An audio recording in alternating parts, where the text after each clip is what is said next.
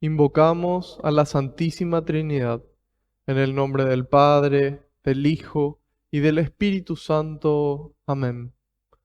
Señor, hoy noche de lunes nos ponemos en tu presencia y yo quiero alabarte y glorificarte, porque tu amor y tu misericordia me alcanzaron. Quiero alabarte y glorificarte, porque me permite, Señor, servirte en tu presencia. Quiero alabarte y glorificarte, porque tú, Señor, me rescataste de esa vida de pecado, de esa vida de esclavitud, y me regalaste, Señor, la libertad en tu amor. Quiero alabarte y glorificarte, Señor, porque solo tú eres santo, y tuyo es el poder, el honor y la gloria por siempre, Señor. Quiero alabarte y glorificarte, porque no nos tratas como merecen nuestras culpas. Quiero alabarte y glorificarte, porque por la santa cruz de tu Hijo redimiste al mundo entero por amor y con amor. Y finalmente, Señor, quiero alabarte y glorificarte con todas mis fuerzas, con mi mente, mi corazón y mi espíritu, porque no solamente nos enviaste a tu Hijo, sino que nos enviaste tu mismo Espíritu y el Espíritu de Jesús para que viva dentro nuestro. Gracias, Señor. En este momento yo quiero ser humilde como el publicano en el templo y pedir perdón, Señor, por todos mis pecados, de pensamiento, de palabra, de obra y de omisión. Te pido perdón, Señor, por aquellas cosas malas que hice y las cosas buenas que dejé de hacer. Y le invito a que cada uno haga lo mismo en este momento, en el silencio de su corazón.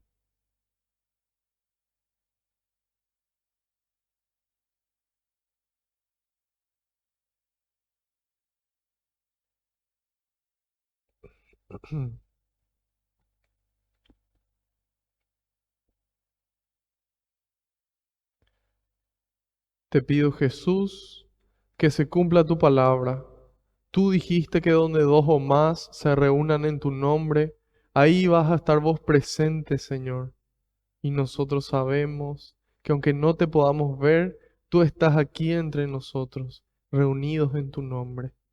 Te pido, Jesús, que tú allanes los caminos, que puedas arar la tierra de nuestra mente y nuestro corazón, para que esta semilla que se va a sembrar, que es tu palabra, pueda dar fruto y fruto en abundancia.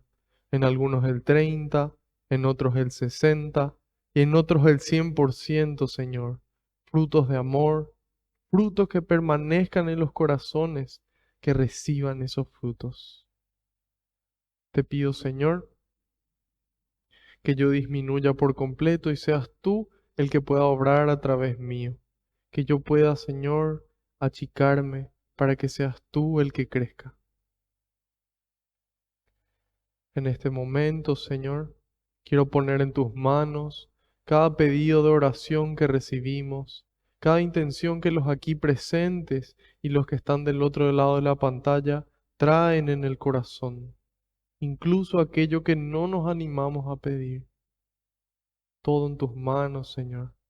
En este momento también nos despojamos de ese miedo que nos angustia, de ese problema, de esa situación. Dejamos todo atrás para encontrarnos contigo. También, Señor, ponemos en tus manos nuestras bendiciones, nuestras alegrías, nuestros sueños, nuestras familias y nuestra propia vida. Porque sabemos que no existe lugar mejor que tus manos, Señor. Y porque sabemos, tenemos la certeza de que tú todo lo recoges con alegría y se lo entregas al Padre, para que Él entregue a cada uno, a cada una, esa gracia que estamos necesitando a su debido tiempo y acorde a su voluntad. Glorias y alabanzas sean dadas a ti por los siglos de los siglos. Amén. Ahora me gustaría que puedan decir conmigo esta oración, esta invocación al Espíritu Santo, pero decirlo como si fuera que la decimos por primera vez, de forma pausada, sintiendo, degustando cada palabra que vamos pronunciando. Y le decimos al Espíritu de la verdad: ven, Espíritu Santo, llena los corazones de tus fieles, llena mi corazón.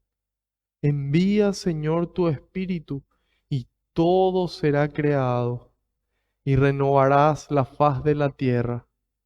Oh Dios, que aleccionaste los corazones de tus fieles, alecciona mi corazón con la ciencia del Espíritu Santo, y haz que guiados por este mismo Espíritu, saboree la dulzura del bien y goce siempre de tu divino consuelo. Por Jesucristo nuestro Señor. Amén.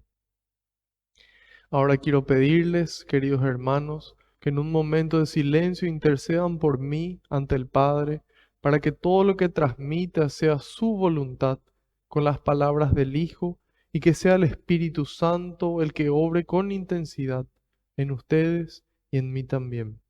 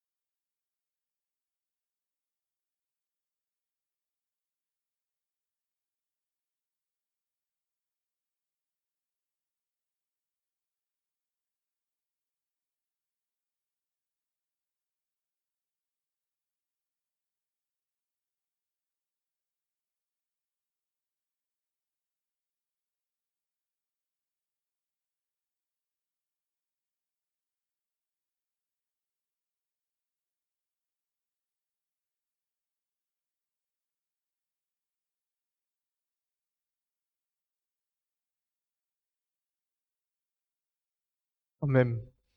Muchas gracias.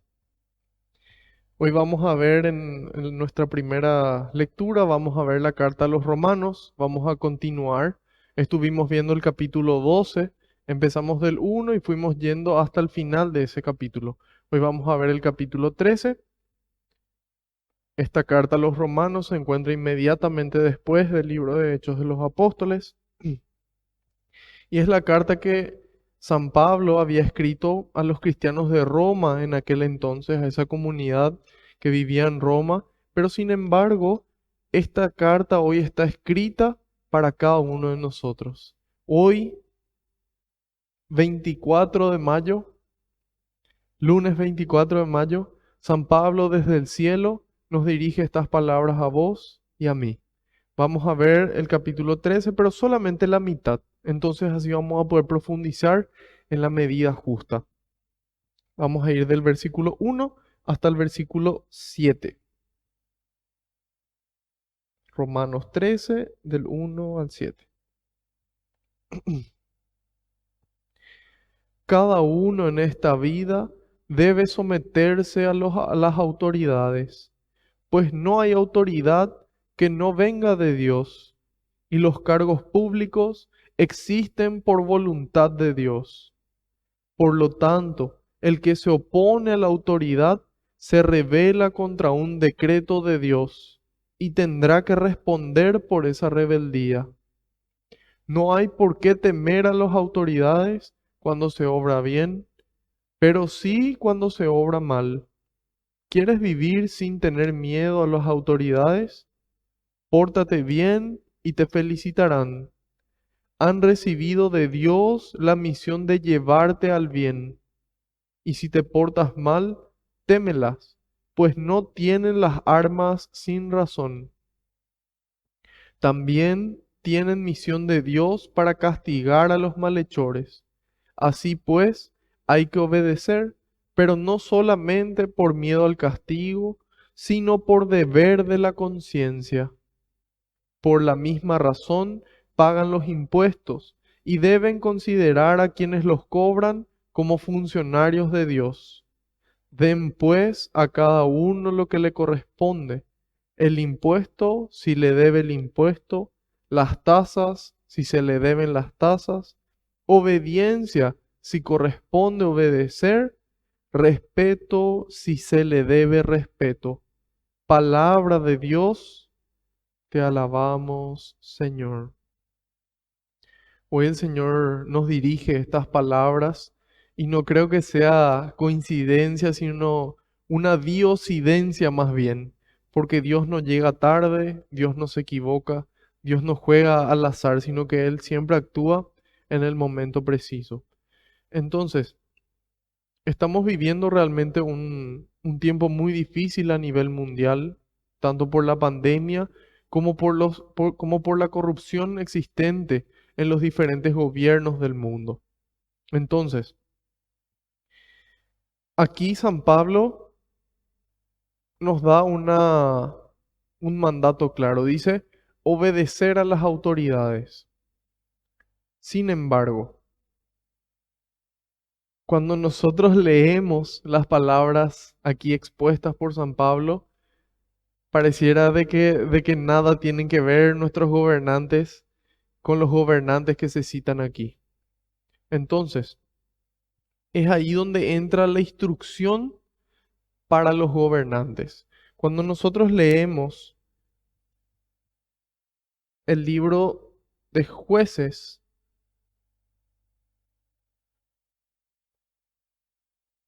un momentito,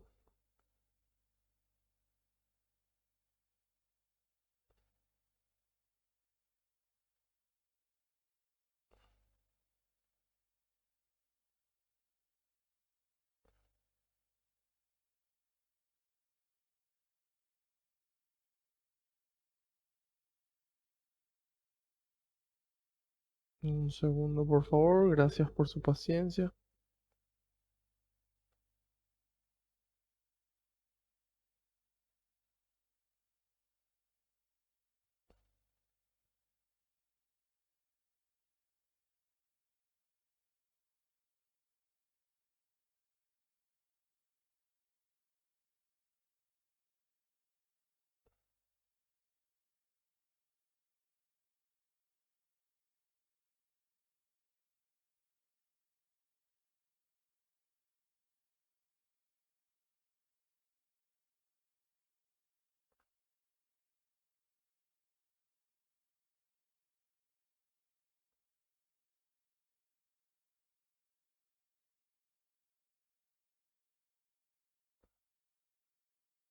Bueno, no en el libro de los jueces, perdón, en el libro de los reyes, ahí se daban las instrucciones precisas para los gobernantes y decía que ellos necesariamente cuando asumen el poder, ellos tenían que hacer una copia a mano de la ley de Dios y debían recitarla paso a paso y ponerla en práctica. Y decía, cuando ellos asumen el poder, ellos asumen un servicio y dice la actitud con la que ellos deben gobernar. Dice que estos gobernantes tienen que mirar al pueblo como sus iguales, no por encima, no creerse superiores. Entonces, como tarea, encontrar en qué parte de la Biblia está esta instrucción para los reyes, donde se dice explícitamente que deben hacer una copia a mano de la Biblia y leerla día a día para ponerla en práctica.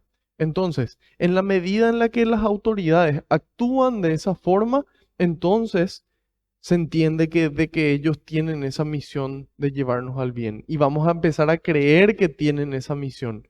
Hoy muchas veces eso no se ve y en parte es culpa nuestra, tuya y mía, por las veces que no fuimos a votar, por las veces que no nos formamos en la doctrina social de la iglesia. ¿Qué es la doctrina social de la iglesia? Es un compendio hoy en día, es decir, un libro o un pequeño libro en donde se hizo un resumen de todas las enseñanzas que da la iglesia desde el inicio de los tiempos hasta hoy. Entonces, son las enseñanzas con respecto a cómo gobernar. Cómo debe gobernar no es ni con la izquierda, ni con la derecha, ni liberalismo, ni capitalismo, no. Una persona católica tiene que conocer, dominar la doctrina social de la iglesia. Es ahí donde se especifica cómo debe gobernar y cuáles son las políticas que deberían de implementarse. Entonces, hoy en día, si es que nosotros le preguntamos a nuestros políticos, al presidente, vicepresidente, a todos los senadores y diputados, tanto como a los jueces, tal vez ni uno solo pueda responder punto por punto qué es lo que enseña la doctrina social de la iglesia. Entonces, es muy difícil que ellos realmente puedan llevarnos hacia Dios si no conocen cuál es el plan que Dios fue marcando para nosotros aquí en la tierra. Entonces, eso es muy importante. Y en el catecismo de la Iglesia Católica también se establece que debe obedecer a las autoridades a menos que las autoridades vayan en contra del Evangelio, a menos que las autoridades vayan en contra del Evangelio y del principio general de la moral. ¿Sí?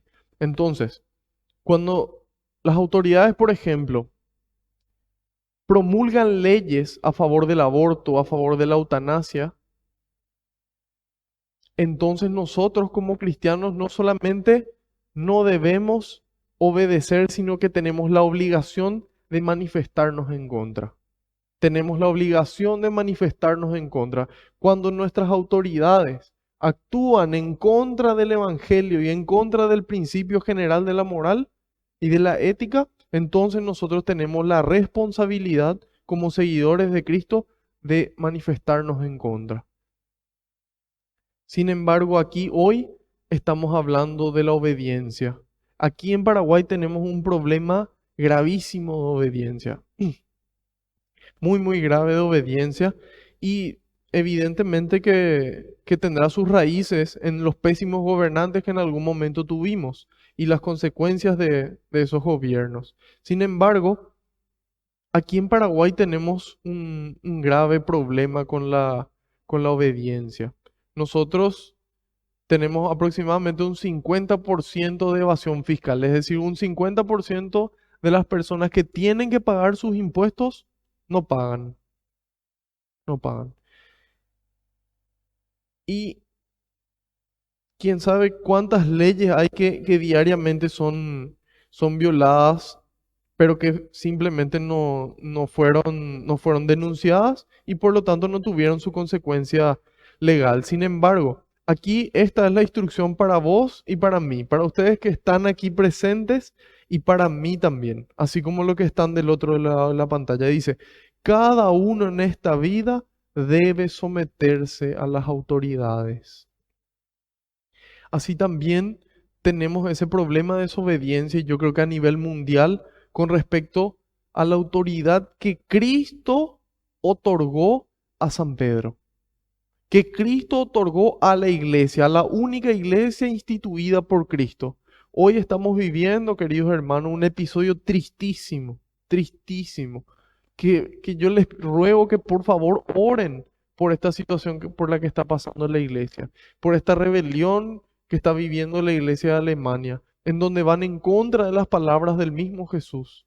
Entonces, es importante que nosotros sepamos obedecer, pero eso implica saber discernir, poder nosotros tener los conocimientos y la preparación necesaria para discernir qué es lo que se nos pide. Y luego sí, poder realmente aceptar, aunque a veces no nos guste, poder tener esa obediencia. No es coincidencia que los tres consejos, los consejos evangélicos sean pobreza, obediencia y castidad. La obediencia es fundamental, queridos hermanos, pero la obediencia a Dios y a las autoridades que Dios puso aquí en la tierra. Nosotros si miramos la vida de Jesús, vamos a ver esa obediencia hasta la cruz. Él le dice, Padre, aleja de mí este cáliz. Si es posible, evítame esta situación. Pero, dice Jesús, no se haga mi voluntad, sino la tuya.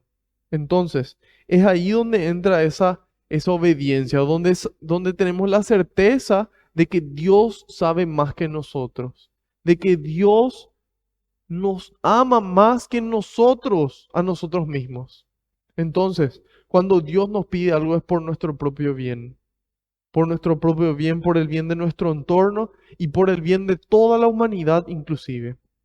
Entonces, ahí entra esa confianza de creer en ese Dios que nos ama, de creerle a Él, de lo que Él nos dice y ponerlo en práctica. Y entonces ahí somos obedientes. Y dice, cada uno en esta vida debe someterse a las autoridades, pues no hay autoridad que no venga de Dios, y los cargos públicos existen por voluntad de Dios. Cuando nosotros nos vamos muchos siglos atrás, nos vamos al siglo sexto, quinto, cuarto antes de Cristo. Estamos hablando del año 450 antes de Cristo, año 500 antes de Cristo, es decir, hace 2500 años. Podemos leer ya a filósofos como Aristóteles, Platón, Sócrates, y ahí encontramos la visión humana ya de cómo gobernar. Y ahí mismo ya nos damos cuenta de cuáles eran los principios a tener en cuenta para gobernar. Sin embargo, después Dios va mostrando después cómo gobernar de forma ya no correcta a los ojos humanos, sino correcta ante los ojos de Dios. Entonces, si alguien de ustedes se quiere candidatar a alguna responsabilidad de gobierno en su barrio o lo que sea, inclusive para como padres, es fundamental que conozcamos la doctrina social de la iglesia, que nada tiene que ver con el socialismo, sino que se llama doctrina social de la iglesia. Eso es algo que nosotros deberíamos dominar, queridos hermanos. Entonces ahí vamos a estar listos para ocupar un lugar y poder gobernar como Dios quiere que gobernemos. Y la gente pueda obedecer a las instrucciones que damos como gobernantes, contentos, seguros de que esa instrucción que estamos dando es para el bien común, es para el bien de todos. Y aquí nos dice de que estos puestos existen por voluntad de Dios. Dios, queridos hermanos, Dios Padre, Yahvé, es un Dios de orden, ¿sí? Es un Dios de orden. Él creó todo el mundo y creó con todo el orden que vemos. Vemos el universo, como los planetas giran alrededor del Sol en su propia órbita. O sea, hasta en la naturaleza nosotros vemos el orden que Dios estableció. Así también nosotros tenemos un orden que seguir. Y este orden fue Dios mismo el que lo estableció. Y dice, por lo tanto, el que se opone a la autoridad se rebela contra un decreto de Dios y tendrá que responder por esa rebeldía. Entonces, ¿cuál es la excusa que se pone hoy? ¿Cuál es esa racionalización? ¿Qué es racionalizar? Es buscar un motivo, buscar una excusa para justificar algo que no tiene justificación. Entonces, hoy día, 50% de evasión fiscal, 50% no paga su impuesto. ¿Y cuál es la respuesta? No, lo que pasa es que el gobierno se traga el dinero, lo que pasa es que se roba, lo que pasa es que se usan cosas que no corresponden y por eso yo no pago. Error. Dios nos dice, paguen sus impuestos, obedezcan sus autoridades, excepto en los casos en donde mencionamos. Entonces, ¿qué es lo que nos corresponde? Reclamar, ejercer presión sobre nuestras autoridades para que ellos utilicen el dinero de la forma en la que corresponde. Y entonces eso significa vamos a irnos a sus casas a destruir sus cosas. Por supuesto que no. Eso no es lo que hace un cristiano. Un cristiano puede manifestarse y puede manifestarse de forma pacífica y puede lograr resultados en la medida en la que se organiza y es lo suficientemente perseverante. Entonces, nosotros estamos llamados a poder reclamar, a poder ejercer ese control, esa contraloría del pueblo, ¿sí? En donde realmente el cuarto poder es el pueblo, en donde es responsable y controla a sus gobernantes. Entonces, la medida en la que ellos sienten ese control, muchas veces, porque lastimosamente su conciencia no fue suficiente, entonces nosotros pacíficamente reclamamos lo que corresponde. Lo reclamamos por redes sociales, lo reclamamos en persona y realmente procuramos organizarnos para que esos reclamos sean efectivos y las cosas cambien. Porque en la medida en la que todo el mundo deja de pagar sus impuestos, entonces no se pueden arreglar las calles, no se puede construir escuelas y tantas otras cosas y las personas no pueden tener los medicamentos que necesitan. Entonces, es importante que nosotros podamos cumplir y dejar de ser ñembotabú. Ñembotabú significa como si fuera loco, como si fuera tonto. Es una palabra aquí en guaraní. Y significa hacerse el desentendido, como si fuera que yo no entiendo qué pasa. Ah, mira, todos esos negocios son los que evaden impuestos. Sin embargo, yo conozco innumerables casos, lastimosamente, de personas que se van y pagan su impuesto en otra ciudad. Y dicen, no, si yo entonces estoy aportando en otra ciudad. Pero sin embargo no viven en esa ciudad. Aquí Dios dice, a los que tienen que pagar impuestos, paguen impuestos, dice. Entonces, queridos hermanos, yo también pasé por eso. Yo también pagué mis impuestos en otra ciudad, hasta que después me di cuenta de lo que Dios me pidió. Y hice todos los trámites para poder mudarme. Y hoy en día pago 2 o 3 veces la cantidad de impuestos que antes pagaba. Sin embargo, cuando Dios entra a la conciencia y al corazón, Él te mueve. Él te mueve a hacer las cosas como corresponde y a poder reclamar también. Yo formo parte de una organización que fundamos con unos amigos en la que nos encargamos y trabajamos para la transparencia de nuestro país. Entonces, es importante comprometerse y cumplir. Comprometerse y cumplir ambas cosas. No evadir, no evadir. Eso no soluciona nada. Y dice, por lo tanto, el que se opone a la autoridad se rebela contra un decreto de Dios y tendrá que responder por esa rebeldía. No hay por qué temer a las autoridades cuando se obra bien, pero sí cuando se obra mal. Aquí estamos hablando de una autoridad ideal, donde la autoridad busca el bien de cada ciudadano. Entonces, en la medida en la que esa autoridad es justa y es equitativa, entonces realmente no hay por qué tener miedo. Pero cuando uno tiene una autoridad represiva u opresiva, entonces en la medida en la que uno hace el bien, es ahí donde tiene que temer, porque es a los buenos y a la gente que quiere hacer bien las cosas a quienes se le persigue. Entonces, dice aquí, ¿quieres vivir sin tener miedo a las autoridades? Pórtate bien y te felicitarán. Si es que uno hace todo bien las cosas, ¿por qué va a tener miedo a una auditoría?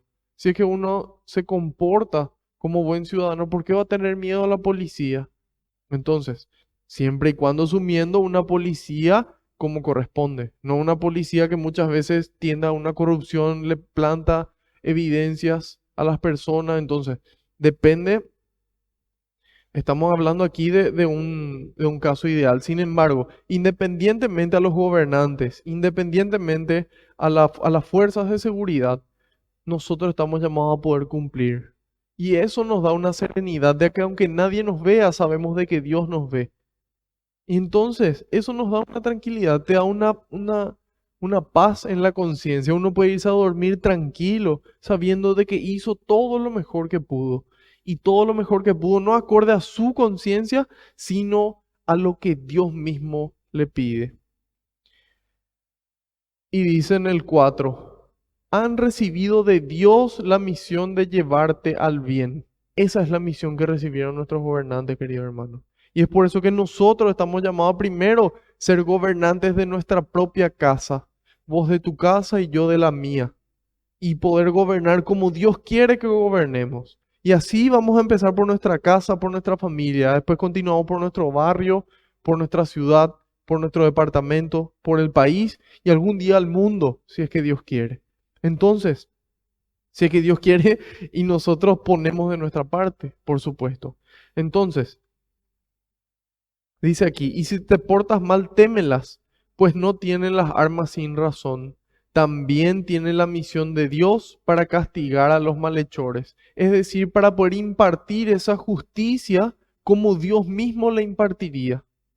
Pero para eso es necesario conocer los criterios de Dios, saber cómo piensa Dios, cómo siente Dios. Entonces, un juicio yo voy a poder determinar si la persona es culpable o no. ¿Qué medidas debo tomar en cada situación?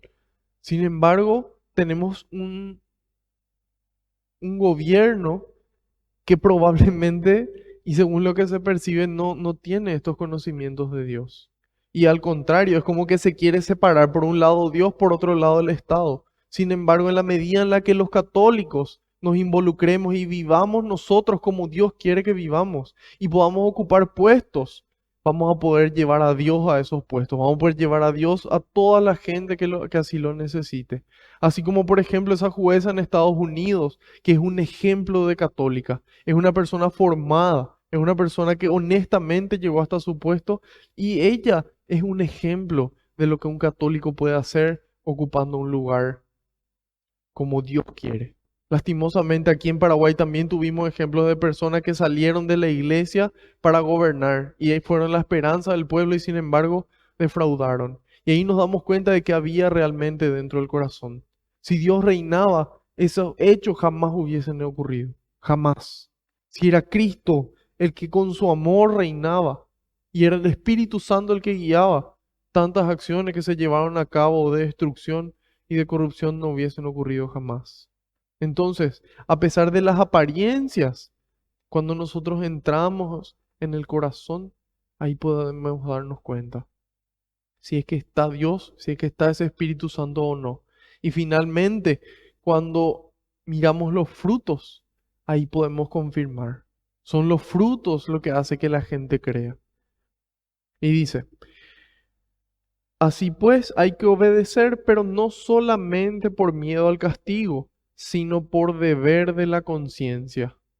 Entonces, cuando tenemos una conciencia formada a la luz de la palabra de Dios, queridos hermanos, nunca vamos a necesitar un policía. No vamos a necesitar que alguien esté controlándonos para hacer bien las cosas, porque nosotros lo hacemos por Dios, porque nosotros lo hacemos por amor y con amor. Y ahí se nota la diferencia de alguien que hace solamente por su sueldo y de alguien que hace porque le apasiona lo que hace y por amor a las personas que están recibiendo lo que él está haciendo. Entonces, ese es el amor que se tiene que notar y estos son los conocimientos y la formación que necesitamos para poder gobernar y ayudar a la gente. Porque si bien podemos ayudar de forma particular, de forma privada, también podemos ayudarlo de forma pública. Y hay gente que dice, no, es imposible, el poder siempre corrompe en la medida en la que uno se aleja de Dios. Uno pierde su vida de oración, uno pierde su contacto con Dios, entonces se enfría el corazón y ahí cualquier cosa le arrastra. Es como que uno que estaba firme empieza a quitar los cimientos hasta que eventualmente un viento fuerte le lleva. Sin embargo, queridos hermanos, en la medida en la que una persona está firme en Cristo y lleva una vida de oración, una vida apostólica y continúa su formación, yo estoy convencido de que esa persona puede hacer grandes cosas, de que esa persona puede hacer grandes cosas. Mucho bien, mucho bien. Entonces, empieza diciendo de que es importante obedecer a las autoridades, obedecer a las autoridades, reclamar cuando esto no se hace así y reclamarlo de la forma en la que Dios nos pide. Después nos invita a vivir. Hay gente que dice como si nadie estuviera mirando. Siempre hay una persona mirando. Aquel que nos ama, aquel que nos creó, aquel que nos regala la vida, siempre nos mira. Pero no para controlarnos, sino en espera de nuestro amor. Él no es un policía que está todo el tiempo encima nuestro para ver pecaste, no pecaste. No. Él lo que quiere es que nosotros amemos, queridos hermanos, y estemos tan ocupados amándole a Él y amándole al prójimo que dejemos de cometer pecados y de esa forma vivamos la santidad aquí en la tierra. Y dice en el 6, por la misma razón pagan los impuestos y deben considerar a quienes los cobran como funcionarios de Dios. Imagínense, así deberíamos de considerar a la gente. Y en otras cartas San Pablo dice, recen por los gobernantes, recen por sus gobernantes, pidan por ellos. Nosotros pasamos quejándonos de ellos, pasamos reclamando, muchos ofendiendo, y sin embargo, ¿cuántos pasamos rezando por ellos? Hay que rezar por ellos, hermano. Y sí, pero y todo el mal que hacen, y la corrupción, y todo. Sí, y hay que rezar para que Dios toque su corazón y esas personas se pueden convertir. Porque Dios quiere que todos los hombres se salven y lleguen al conocimiento de la verdad. Entonces nos toca a nosotros construir este reino de los cielos aquí en la tierra. Y dice, 7. Den pues a cada uno lo que le corresponde, el impuesto si se le debe el impuesto, las tasas si se le deben las tasas, obediencia si corresponde obedecer, respeto si se le debe respeto.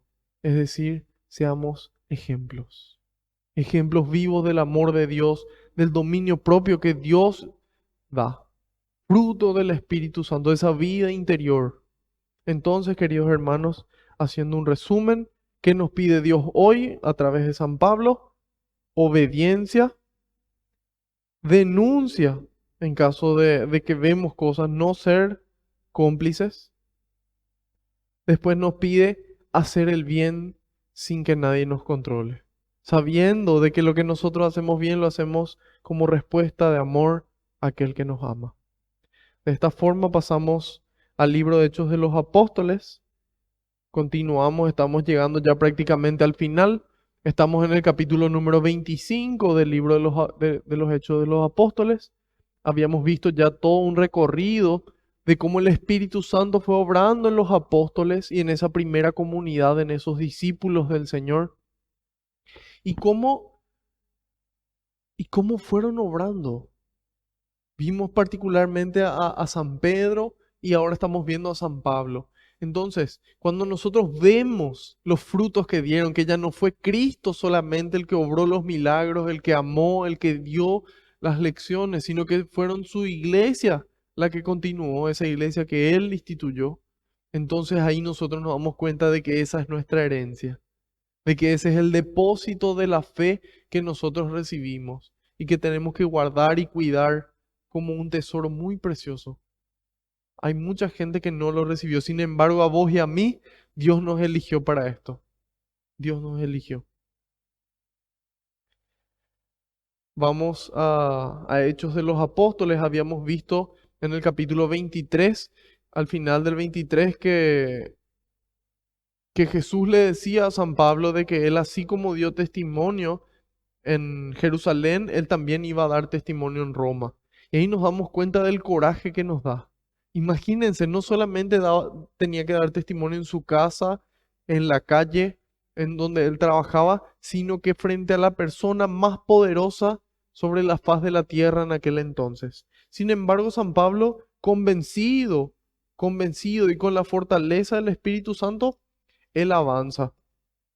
Y vimos cómo fue pasando de mano en mano. Primero le quisieron juzgar en el Sanedrín, primero los judíos le quisieron juzgar, después pasó en las manos del gobernador Félix, de ahí pasó a manos del gobernador Festo, que es lo que vamos a ver hoy. Hechos 25, del 1 al 27. Vamos a empezar en el versículo 1, vamos a ir hasta el final. Así que en este momento, si es que quieren poder estirarse un poco, respirar, tomar un vaso de café o un vaso de agua, entonces continuamos con todas las pilas. Le pedimos al Espíritu Santo que quite fuera de nuestros cuerpos ese espíritu de pereza, todo ese cansancio, que saque fuera de estos cuerpos estudiosos y trabajadores y que pueda llenarnos de su energía y de su poder y de su amor, que pueda iluminar nuestra mente para que podamos entender lo que Dios tiene para decirnos hoy. Hechos 25.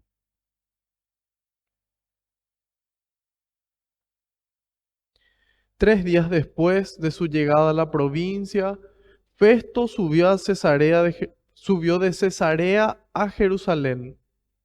Allí los jefes de los sacerdotes y las autoridades de los judíos volvieron a acusar a Pablo. Insistieron y pidieron a Festo como un favor que lo trajera a Jerusalén, pues ellos todavía planeaban matarlo en el camino. Festo le respondió que Pablo estaba bajo custodia en Cesarea y que él volvería muy pronto allá. Los que entre ustedes tienen más autoridad, les dijo, bajen conmigo a Cesarea, y si ese hombre hizo algo condenable, presentarán sus acusaciones. Festo no permaneció en Jerusalén más de 8 o 10 días y luego volvió a Cesarea. Al día siguiente se sentó en el tribunal y mandó llamar a Pablo. Apenas se presentó, los judíos que habían bajo apenas se presentó, los judíos que habían bajado de Jerusalén lo acosaron con numerosas y graves acusaciones, pero no podían probar lo que alegaban. Pablo se defendió diciendo, yo no he cometido ninguna falta contra la ley de los judíos, ni contra el templo, ni contra el César. Entonces Festo, que quería ganarse la amistad de los judíos, preguntó a Pablo, si soy yo el que te va a juzgar, ¿quieres subir a Jerusalén? Pablo contestó, estoy ante el tribunal del César, ahí debo ser juzgado. No he hecho ningún mal a los judíos, como tú bien sabes. Si he cometido algún delito que merezca la muerte, acepto morir. Pero si no he hecho nada de lo que me acusan, nadie tiene derecho a entregarme a ellos. Apelo al César. Entonces Festo, después de hablar con su consejo, decidió, has apelado al César irás. Transcurridos unos días, llegaron a Cesarea el rey Agripa y su hermana Berenice para saludar a Festo. Permanecieron allí algún tiempo y Festo expuso al rey el caso de Pablo, diciéndole, tenemos aquí a un hombre que Félix dejó preso. Cuando estuve en Jerusalén, los jefes de los sacerdotes y los ancianos de los judíos presentaron quejas contra él y me pidieron que lo condenara. Yo les contesté que los romanos no acostumbran entregar a un hombre sin que haya tenido la oportunidad de defenderse de los cargos de los cargos en presencia de sus acusadores. Vinieron pues conmigo y sin demora me senté al día siguiente en el tribunal y mandé traer al hombre. Se presentaron los acusadores, pero no lo demandaron por ninguno de los delitos que yo sospechaba. Solo tenían contra él cuestiones referentes a sus creencias y a un cierto Jesús ya muerto, de quien Pablo afirma que vive. Como yo me perdía en esos asuntos, le pregunté si quería ir a Jerusalén para ser juzgado allí sobre esas cosas. Pero Pablo apeló y pidió que el sumario lo realizara el tribunal del emperador. Entonces ordené que lo mantuvieran bajo custodia hasta que pudiera enviarlo al César. Agripa le dijo, me gustaría escuchar a ese hombre. Festo le contestó, mañana lo oirás. Al día siguiente llegaron Agripa y Berenice con gran pompa y entraron en la sala de la audiencia acompañados por los jefes militares y las autoridades de la ciudad. Festo ordenó que trajeran a Pablo y dijo, Rey Agripa y todos los presentes, aquí tienen al hombre contra quien toda la comunidad de los judíos ha venido a reclamarme, tanto en Jerusalén como aquí, pidiendo a gritos que no lo dejara con vida. Yo, por mi parte, me convencí de que no había hecho nada digno de muerte y como él mismo apelaba al emperador, decidí enviárselo. Pero todavía no tengo nada seguro para escribir a nuestro soberano respecto a él y por eso lo presento aquí ante ustedes y especialmente ante ti, rey Agripa, para que pueda escribir algo cuando se esclarezcan un poco más las cosas. Porque me parece absurdo enviar a un detenido sin señalar los cargos en su contra. Palabra de Dios, te alabamos, Señor. Entonces, vemos aquí lo que ocurre con San Pablo. Voy a mostrarles un segundo el mapa.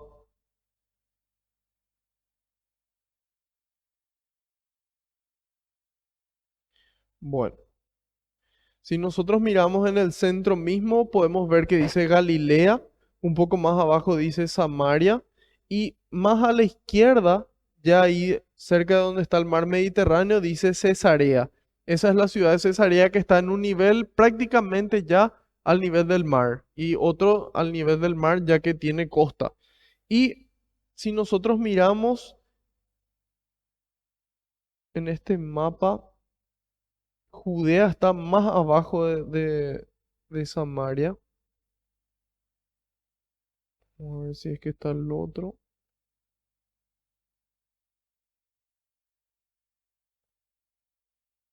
Sí, aquí podemos ver.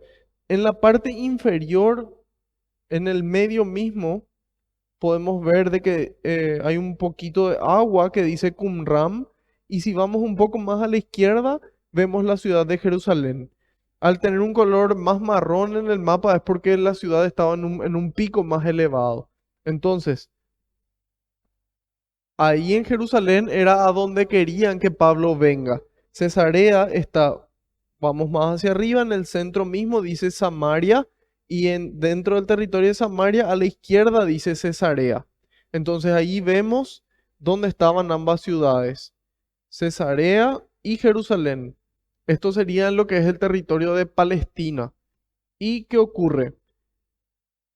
Pablo estaba preso en Cesarea, fue Festo ya el que sube a Jerusalén, ahí le piden de que traiga a Pablo, ¿por qué? Porque cuando él venía desde Cesarea hasta Jerusalén, ellos le iban a matar por el camino.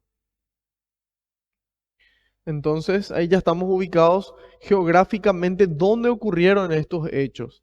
Y dice, 3 días después de la llegada a la provincia, Festo subió de Cesarea a Jerusalén. Entonces estaba en Cesarea, sube a Jerusalén, porque Jerusalén estaba sobre un monte, hasta hoy día está. Entonces sube de Cesarea a Jerusalén Festo. Y dice, allí los jefes de los sacerdotes y las autoridades de los judíos volvieron a acusar a Pablo. Insistieron y pidieron a Festo como un favor que lo trajera a Jerusalén. Ahí nos damos cuenta, queridos hermanos, de esta perseverancia que tenían estos judíos. Ellos estaban enfocados, ellos estaban decididos a alcanzar su objetivo. Ellos realmente, realmente querían asesinar a Jesús. Entonces, independientemente de esta intención, es esa perseverancia la que nosotros estamos llamados a tener hasta lograr conseguir los resultados de santidad aquí en la tierra. Cuando nosotros vemos la importancia de esta perseverancia, tenemos ya a Jesús mismo que nos dice él en Mateo 24:13, el que persevere hasta el final se salvará. El que persevere hasta el final se salvará. Eso está escrito en Mateo 24:13. Entonces, si nuestro Maestro, queridos hermanos, que es Dios, y que todo lo que dice es verdad, porque Él no puede mentirse a sí mismo ni mentirnos a nosotros, porque Él es la verdad misma. Cristo es la verdad. Cristo es la verdad. Entonces, Él nos dice, el que persevere hasta el final se salvará. Entonces, esta no es una batalla de 6 meses, esta no es una batalla de 40 años. Es hasta el final de nuestras vidas, queridos hermanos, queridas hermanas. Entonces, es importante que sepamos eso y que esta batalla y este camino va a ser largo para nosotros y va a ser imposible para nosotros si no nos alimentamos. Vamos a desfallecer por el camino, vamos a morir. Entonces, Cristo Eucaristía tiene que ser nuestro alimento. Ese Espíritu Santo que vive dentro de nuestro y que actúa en nosotros en su máxima potencia en la medida en la que vivimos en gracia. Y eso se vuelve a fortalecer en la medida en la que nos hacemos uno físicamente con Cristo. Cristo dijo, el que come mi cuerpo y bebe mi sangre tiene vida eterna, y yo lo resucitaré el último día. El que come mi cuerpo y bebe mi sangre, dijo el Señor, Y lo dijo de forma literal. Cuando acudimos a la versión en griego, vamos a poder identificar que utiliza el verbo trogon. Trogon. Entonces, trogon significa comer, literalmente, masticar. Entonces, ¿cómo nosotros hoy masticamos este cuerpo de Cristo? Ahí hay que entender la Eucaristía. Ahí hay que entender qué ocurrió. ¿Cómo es que hoy en día cuando un sacerdote de Dios Altísimo pronuncia las palabras consacratorias, físicamente Cristo se hace presente en ese pan? Y ocurre lo siguiente, cuando leemos el sermón eucarístico en Juan 6, ahí se explica claramente. Y Jesús dice, el que coma mi cuerpo y bebe mi sangre tiene vida eterna y yo lo resucitaré el último día. Yo. Entonces, Él dice, tomen y coman porque esto es mi cuerpo, dice el Señor. Tomen y coman porque esto es mi cuerpo. Como Él es verdad y Él es Dios, Él tiene el poder de que en el momento en el que Él dice esto es mi cuerpo, en ese momento se cumple de que ese pan también es el cuerpo de Cristo. En ese preciso momento, cuando Él dice esto es mi cuerpo, en ese momento ese pan se convierte en su cuerpo. Entonces en ese momento ya los primeros apóstoles comieron del cuerpo de Cristo. Y decimos, bueno, ok, Jesús es Dios y Él cuando le ordena ese pan se vuelve su cuerpo, la gente come su cuerpo, pero Él dice, al que coma mi cuerpo y bebe mi sangre, yo le doy vida eterna. Eso quiere decir que a los 12 nomás le da.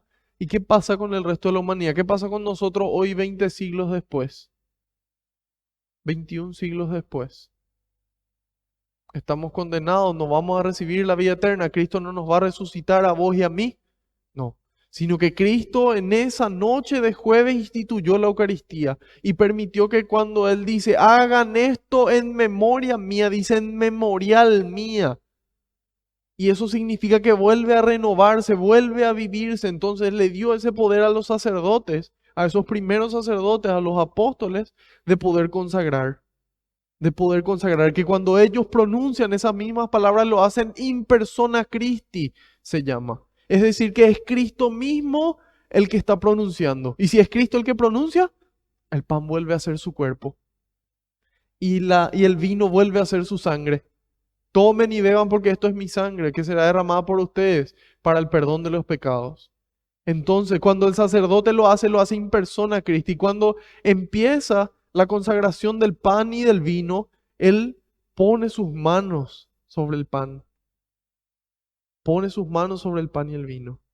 Y dice las palabras, invocándole al Espíritu Santo, para que el Espíritu Santo sea el que entre y el que habite y el que ejecute eso. Y entonces a través del Espíritu Santo el sacerdote se convierte en Cristo. In persona Christi lo hace. Entonces ahí es Cristo mismo el que transforma el pan en su cuerpo y el que nos alimenta para poder continuar. Entonces, en la medida en la que nosotros nos alimentamos de ese cuerpo de Cristo físicamente y que solamente podemos hacerlo en estado de gracia, y que en estado de gracia es donde el Espíritu Santo más fruto da, entonces ahí nosotros podemos actuar como Pablo. Ahí nosotros podemos actuar como Pablo. Y podemos perseverar hasta el final, porque esa es la perseverancia que tuvieron los judíos y la misma perseverancia que Pablo tuvo hasta que entregó su vida después de dar testimonio frente al César y muere decapitado mártir en Roma. Y dice, insistieron y pidieron a Festo como un favor. Por favor, Festo, necesitamos que Pablo, que tanto problema te está causando, necesitamos que le traigas desde Cesarea a Jerusalén para que nosotros le juzguemos con nuestra ley. Sin embargo, Festo no. Festo era una persona correcta y él cumplía, cumplía con sus obligaciones, cumplía con la ley romana, con esa ley de Roma de aquel tiempo. Y dice, Festo les respondió que Pablo estaba bajo custodia en Cesarea y que él volvería muy pronto allá. Los que entre ustedes tienen más autoridad, bajen conmigo a Cesarea y si es que ese hombre hizo algo condenable, presentarán sus acusaciones. Entonces vamos a hacer bien las cosas, queridos hermanos. A mí me llamó poderosamente la atención cuando unos, unos años atrás se produjo una violación aquí en Paraguay de una chica bastante joven. se produjo una violación y era una situación muy particular porque los padres, tanto de la chica como de los muchachos, eran personas bastante poderosas. Entonces, el papá de la chica teniendo la capacidad de hasta cierto punto hacer justicia propia, él decide ponerlo ante la ley. Decide hacer bien las cosas, decide hacerlo por los medios que la ley le proveyó. Un amigo mío pasó por una situación similar. A su hermano le dispararon entrando a robar al negocio de ellos. Y él tuvo unas ganas tan grandes de vengarse, de poder tomar por mano propia y no por la ley, y ya habíamos hablado en la catequesis anterior de esto, que, que en algún momento Dios mismo intervino, Jesús intervino para que él cambie de opinión.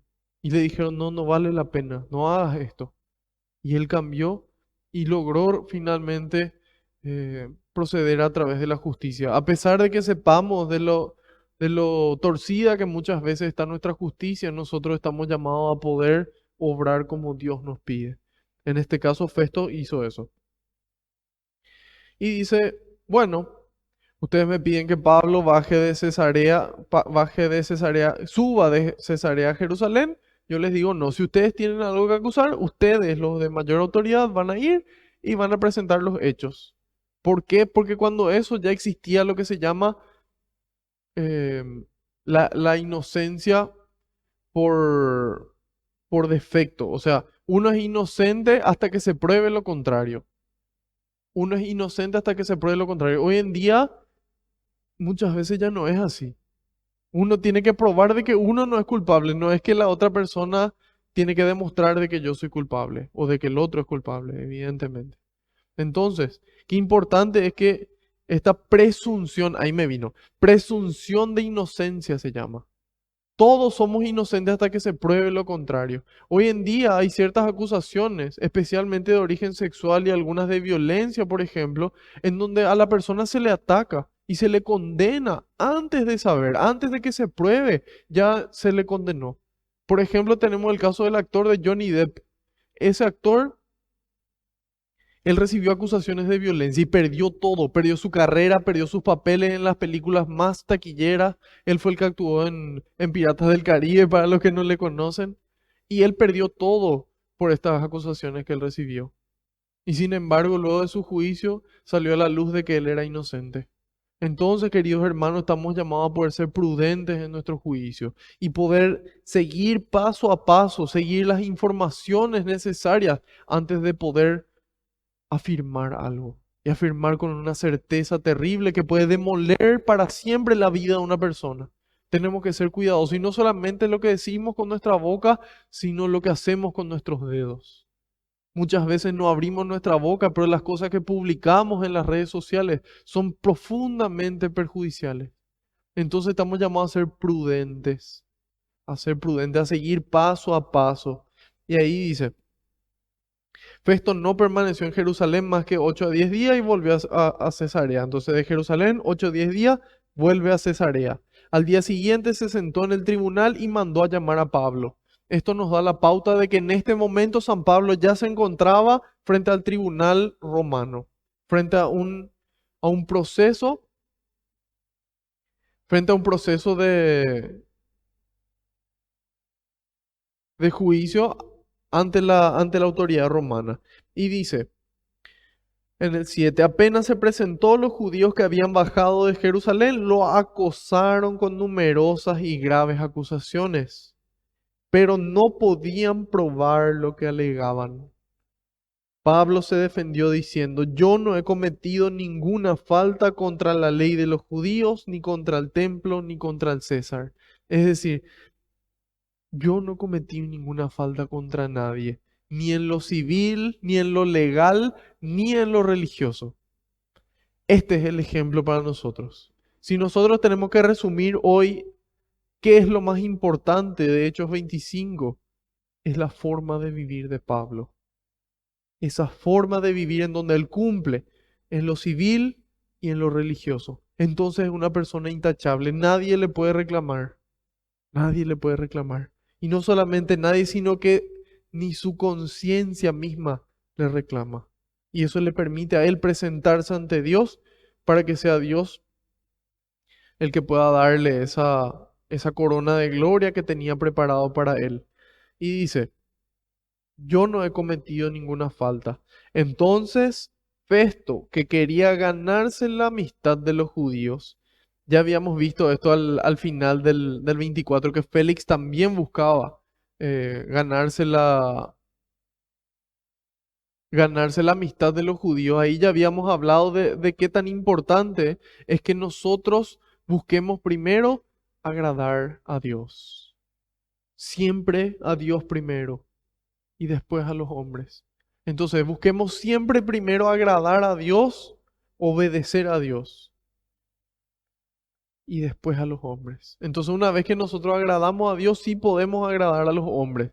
Pero, ¿por qué es importante también agradar a los hombres? Porque en la medida en la que nosotros les agradamos a ellos, ellos van a estar abiertos para recibir nuestro mensaje, para recibir ese mensaje que traemos de Dios. Entonces ahí ellos van a estar dispuestos a acoger ese mensaje, a hacer lo suyo y llevarlo a la práctica, ponerlo en sus vidas, meterlo en sus vidas, hacer el centro de su vida el mensaje de salvación, de que el reino de Dios ya está aquí entre nosotros, de que ese reino de amor, de Romanos 14:17, el reino de Dios no es comida, no es bebida, sino es justicia, es paz y alegría en el Espíritu Santo. Entonces, esa vida celestial ya está presente aquí, en la medida en la que podamos vivirla. Porque sin embargo, todos sabemos de que ni ojo vio, ni oído oyó, ni por mente pudo pasar lo que Dios tiene preparado para nosotros, para aquellos que le amamos y que nos esforzamos por ser santos, que nos esforzamos por cumplir su voluntad. A pesar de que muchas veces sigamos fallando, nos levantamos, nos confesamos y volvemos a Él, volvemos a casa. El Padre todos los días nos espera, todos los días va a la puerta a mirar si su Hijo amado volvió, a ver si su Hijo decidió salir de ese camino de muerte, de ese camino de esclavitud del pecado, para vivir en la casa como Hijo amado, como Hijo infinita y personalmente amado. Entonces, aquí dice,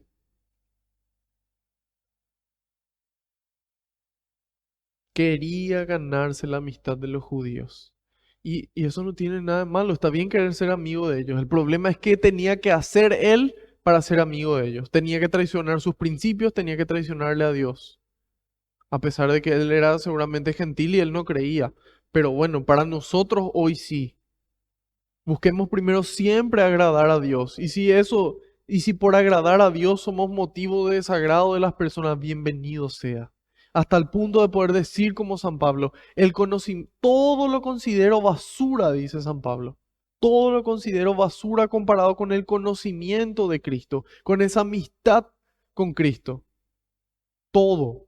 Ni mi familia, ni mi esposa, ni mis niños, ni mi país, ni absolutamente nada. Todo comparado con la amistad con Cristo. Si a mí me tiene que costar mi amistad con Cristo, significa que hay algo que tiene que cambiar.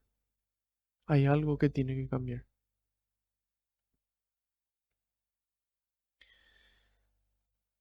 Entonces, prioridad uno, Dios. Prioridad dos, sí.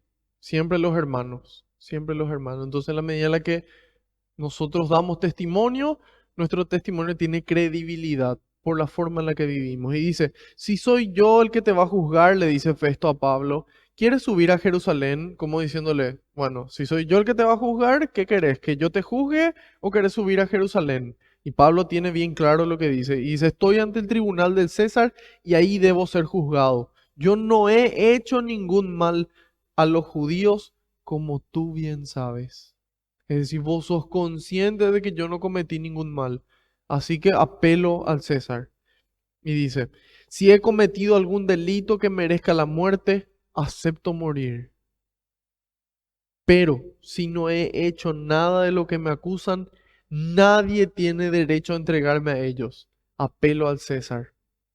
Entonces aquí, tanto San Juan Crisóstomo como San Beda el Venerable, ambos padres están de acuerdo de que San Pablo está aprovechando la oportunidad no para, no para defenderse, sino para anunciar el Evangelio, sino para poder construir el gran escenario donde él pueda transmitir el mensaje de Dios aprovechando la situación del que él está preso.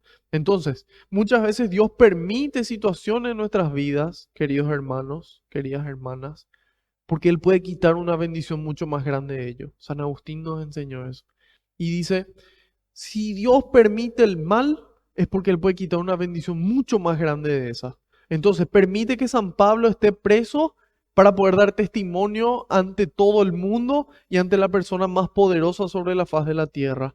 Permitió que su hijo entregue su vida en una cruz para liberarnos a nosotros del pecado, para liberarte a vos y a mí de la muerte y del pecado, de esa vida de esclavitud y poder vivir en el amor de Dios, poder tener esa libertad. Entonces es importante que valoremos eso, es muy importante. Continuamos. Dice, entonces Festo, después de hablar con su consejo, decidió: "Has apelado al César irás".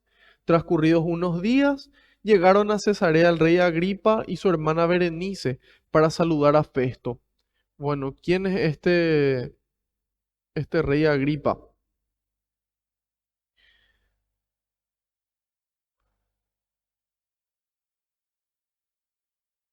Este rey Agripa es Herodes Agripa II. Es Herodes Agripa II. Este rey Agripa del que está hablando aquí, que vino junto a Pablo, es el rey Herodes Agripa II. Era hijo de Herodes Agripa I. Bueno, Herodes Agripa I ya habíamos visto de que era el que hizo, el que le mandó matar a Juan el Bautista. ¿Sí? Este es su hijo. Y dice, por tanto, bisnieto de Herodes el Grande. ¿Quién fue Herodes el Grande? Fue aquel tetrarca Herodes que reconstruyó el templo de Jerusalén para amigarse con los judíos. Entonces ahí nos damos cuenta de cómo esa intención de querer amigarse venía ya de mucho antes. Y hoy en día también la gente con tal de amigarse con algún político, con alguna gente de algún club, con alguna persona de poder, con alguna persona de dinero, entonces están dispuestos a renunciar a sus principios y a su amistad con Cristo, por sobre todo.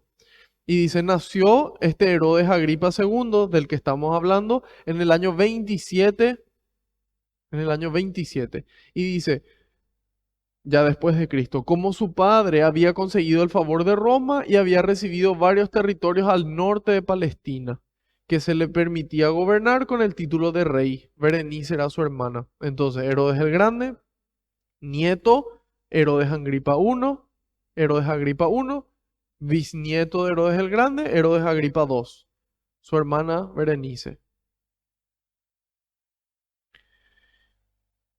Entonces ahí tenemos todo el contexto. Estamos ahora en Cesarea, el que viene es Herodes Agripa y este dice, transcurridos unos días, tras, llegaron a Cesarea el rey Agripa y su hermana Berenice para saludar a Festo. Festo era el gobernador de esa región, el gobernador romano.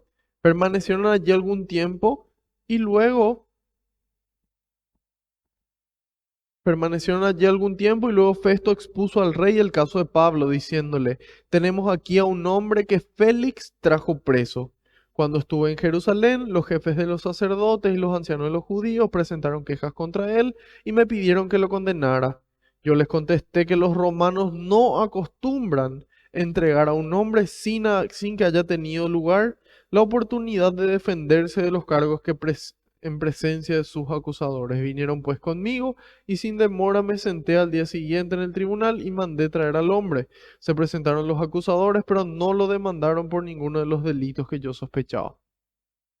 Entonces, aquí vemos la secuencia de lo que pasó. Estaba San Pablo con el Sanedrín, de ahí pasó a Félix, el gobernador Félix murió y después de morir, el que quedó en su lugar fue Festo.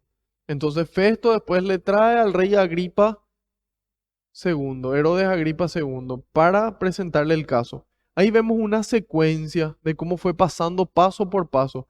Esto podríamos llamarle agotar instancias. Agotar instancias. ¿Por qué? Porque va pasando de un lugar y va al siguiente paso, va al siguiente escalón. Entonces, este agotar instancias que se da generalmente en derecho, en la parte de leyes y en el ámbito legal, agotar instancias es fundamental para nosotros los cristianos. Por ejemplo, cuando Cristo establece la corrección fraterna en Mateo 18, a partir del 13 en adelante, Cristo dice, si tu hermano pecó, escalón uno, reúnete con él a solas. Si es que no te hace caso, escalón 2, siguiente instancia. Reúnete con dos o tres amigos suyos, o sea, reúnete con tu hermano que pecó, con dos o tres amigos suyos, y si aún así no te escucha, escalón 3, instancia 3. Denúncialo con la iglesia, cuenta con la iglesia. Y si ni a la iglesia entera, a la comunidad entera no le hace caso, bueno, ahí recién el escalón 4, en donde se hace público. Muchas veces nosotros, ¿qué queremos hacer? Algo nos molesta, alguien se equivoca, directo, no hablamos con él, ni siquiera nos acercamos a los amigos, directamente a lo público, directamente a las redes sociales. Y le quemamos muchas veces a la persona, sin darle la oportunidad de que se disculpe, de que cambie. Entonces, agotar instancias, agotar instancias. Escalón uno, de forma personal. Y yo sé lo que cuesta, nos cuesta muchísimo acercarnos a la persona, decirle con amor lo que tiene que mejorar o lo que hizo mal. Entonces, agotar instancias. Escalón uno, de forma personal. Escalón 2, con dos o tres amigos suyos para tratar de convencerle. Después recién con la iglesia, con su comunidad. Y después sí, al público. ¿Por qué? Porque buscamos que esa persona pueda salir de su mal camino. Que esa persona pueda salir de su mal camino. Aquí le cuenta toda la historia y dice, Félix le dejó preso, ahora me tocó a mí y yo te presento a vos. Vinieron los acusadores, no le demandaron por algo de lo que yo creía, sino que tenían contra él cuestiones referentes a sus creencias y a un cierto Jesús ya muerto, de quien Pablo afirma que vive. Como yo me perdía en esos asuntos, le pregunté si quería ir a Jerusalén para ser juzgado allí sobre esas cosas. Entonces aquí básicamente le está narrando nomás, pero Pablo apeló y pidió que el sumario lo hiciera el tribunal del emperador. Entonces ordené que lo mantuvieran bajo custodia hasta que pudieran enviarlo al César. Agripa le dijo, me gustaría conocer a ese hombre. Y nos damos cuenta esa similitud con su bisabuelo. Herodes el Grande,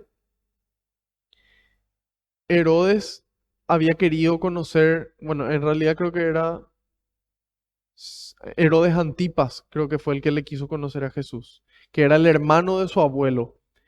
Y dijo, yo le quiero conocer a Jesús. Cuando leen Lucas 9 y después vuelven a leer en Lucas, creo que es 23, en Lucas 9 y en Lucas 23 ahí dice Herodes, yo quiero conocer a Jesús. Y después en Lucas 23, él estaba muy contento de poder conocer a Jesús. Le daba curiosidad. ¿Por qué?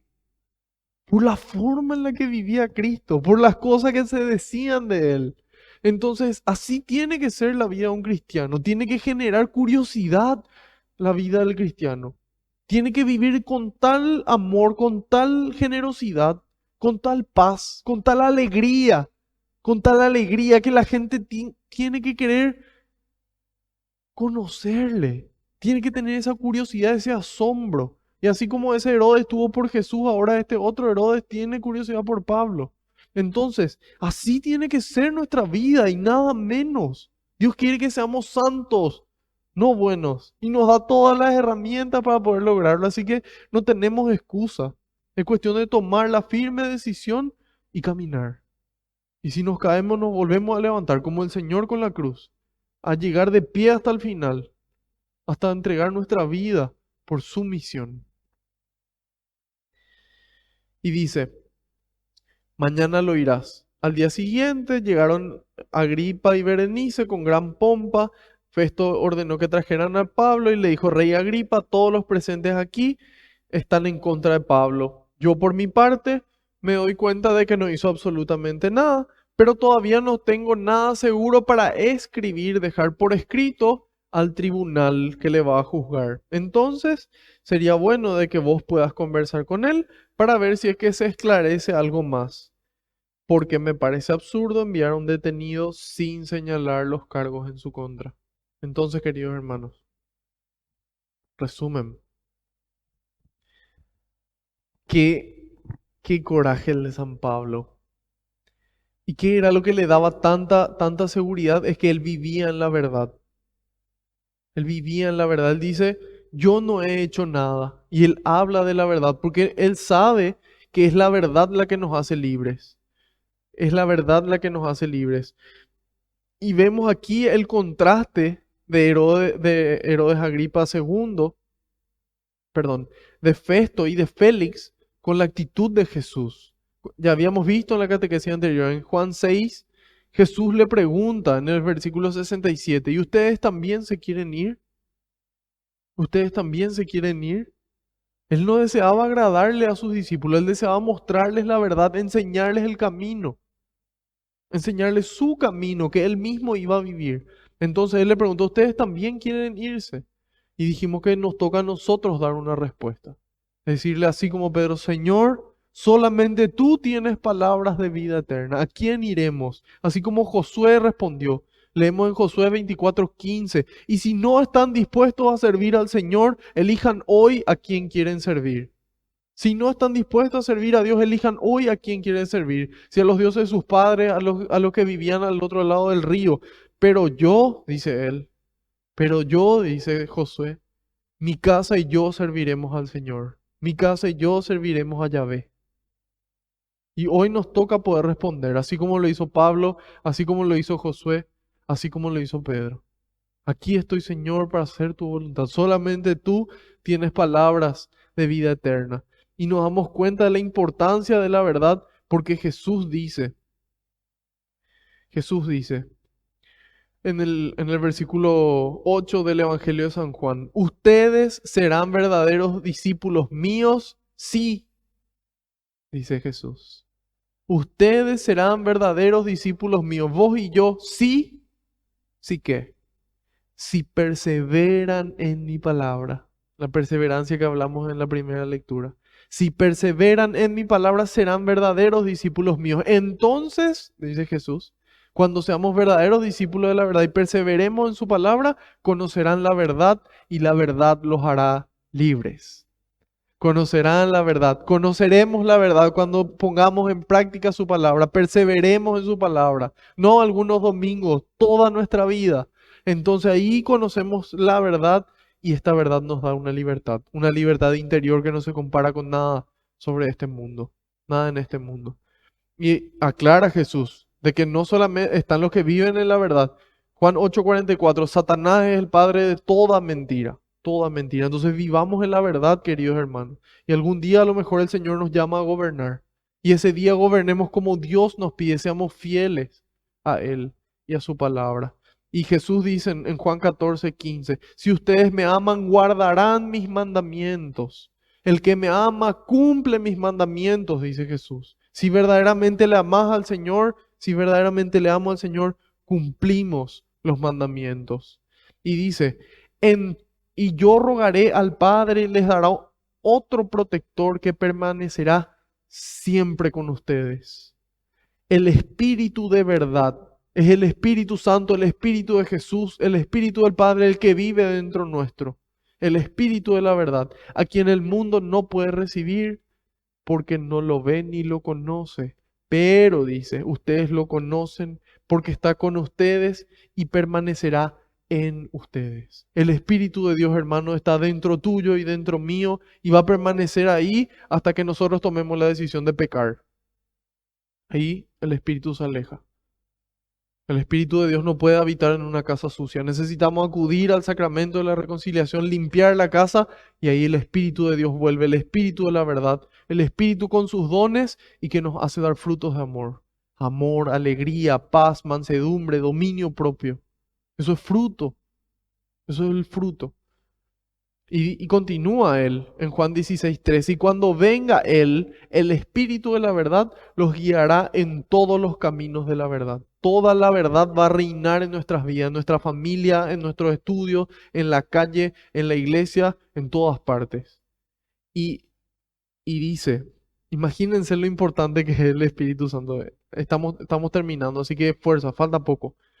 Dice, Juan 16:7, un poquito antes, Jesús dice, pero es verdad lo que les digo, les conviene que yo me vaya. Atiendan esto. Jesucristo nuestro Señor, Dios vivo aquí en la tierra, dice, a ustedes les conviene que yo me vaya. Imagínense lo importante que es el Espíritu Santo, que a nosotros nos conviene que Jesucristo deje la tierra para poder recibir algo, para poder recibir a alguien, al Espíritu Santo. Y dice, porque mientras yo no me vaya, el protector no vendrá a ustedes. Yo me voy y es para enviárselo. Ese es el Espíritu Santo.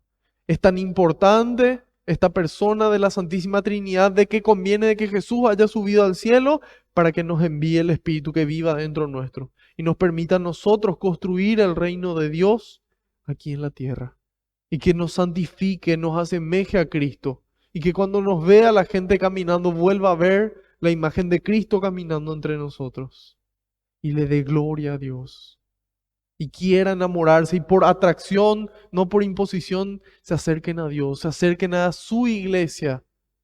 Y así construyamos un mundo mejor. Entonces, queridos hermanos, vemos la importancia de vivir en la verdad, de perseverar en la verdad, de vivir en gracia, de comulgar, de hacer adoración. Entonces ahí recibimos la fuerza que necesitamos para poder construir el reino de Dios. Y así atravesar una pandemia, atravesar una muerte, atravesar lo que sea de la mano de Cristo. Y llevarle a Cristo en esas situaciones a aquellos que lo necesitan. Y así podamos traer un poco de paz, un poco de amor y un poco de alegría a este mundo tan triste y violento en el que vivimos hoy. Vamos a darle gracias a Dios por San Pablo, vamos a darle gracias por nuestra madre que hoy está de fiesta y por supuesto por habernos enviado su Espíritu Santo y hoy vuelve a enviárnoslo, ese Espíritu de amor para poder nosotros una vez el amor dentro poder amar. Te decimos todos juntos, Padre nuestro que estás en el cielo, santificado sea tu nombre, venga a nosotros tu reino, hágase tu voluntad en la tierra como en el cielo. Danos hoy nuestro pan de cada día, perdona nuestras ofensas, como también nosotros perdonamos a los que nos ofenden, y no nos dejes caer en tentación, y líbranos del mal. Amén. Madre Santa, te damos gracias por tu sí, por haber sido y seguir siendo esa hija de Dios Padre, madre de Dios Hijo y esposa de Dios Espíritu Santo. Te pedimos, Madre, que vuelvas a concedernos del Padre también este Espíritu Santo que tanto amás y que te habitó, para que pueda también habitar en nosotros el mayor tiempo posible. Y te decimos todos juntos, bendita sea tu pureza y eternamente lo sea, pues todo un Dios se recrea en tan graciosa belleza. A ti, celestial princesa, Virgen Sagrada María, yo te ofrezco en este día alma, vida y corazón.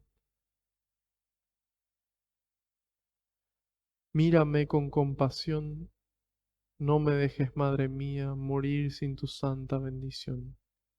Amén. Rezamos a San Miguel Arcángel.